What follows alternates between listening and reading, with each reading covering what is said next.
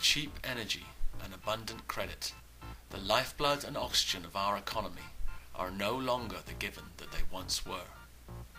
The global supply of oil and the outstanding level of supportable credit have arguably both peaked. The next 20 years are unlikely to resemble anything we have seen before. Peak oil refers to the maximum rate of oil extraction, after which the rate declines. The concept is not tied to the last drop of oil in the ground, but rather to the point in time at which the supply of oil cannot be further increased. This is a very significant economic milestone, and there is substantial evidence that peak global oil production is now occurring. Crude oil production has increased eightfold since 1950. However, from 2005 to the current day, it has plateaued at 72 to 74 million barrels a day, despite record oil prices and demand. We now burn 4 barrels of oil for every one that we discover. Instances of finite natural resource extraction generally follow a bell curve. The cheapest, easiest to obtain resource is used first, and the expensive, hardest to reach resource is obtained on the downside of the production curve, post-peak. Oil companies have moved decisively into high-risk locations in order to maintain the current level of global oil supply. And this is the likely global oil production graph in its historic context.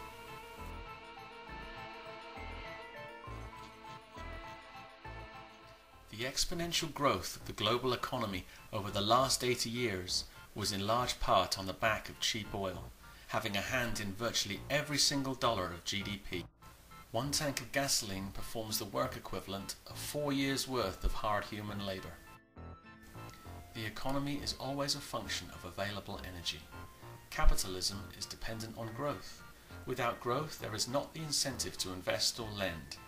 Therefore, capitalism requires an ongoing increase in available energy, year after year.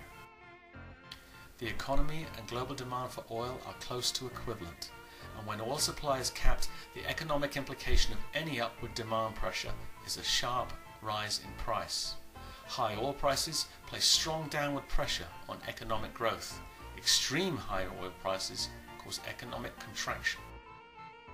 Currently, we have a ceiling to the economy, and that ceiling is oil supply. Without economic growth, we have economic contraction. Worldwide debt has soared since the early 80s, based upon easy credit policy, the borrow and consume culture, and the widely accepted notion that these debt levels will be repaid using future growth. Credit is the right to access money, and money is simply an artificial commodity backed up by nothing except energy-dependent growth. But all credit assumes future net energy in order for its repayment. The total US debt is now somewhere in the neighborhood of 360% of GDP. Sovereign debt is also moving into uncharted waters, with US government debt about to eclipse US GDP.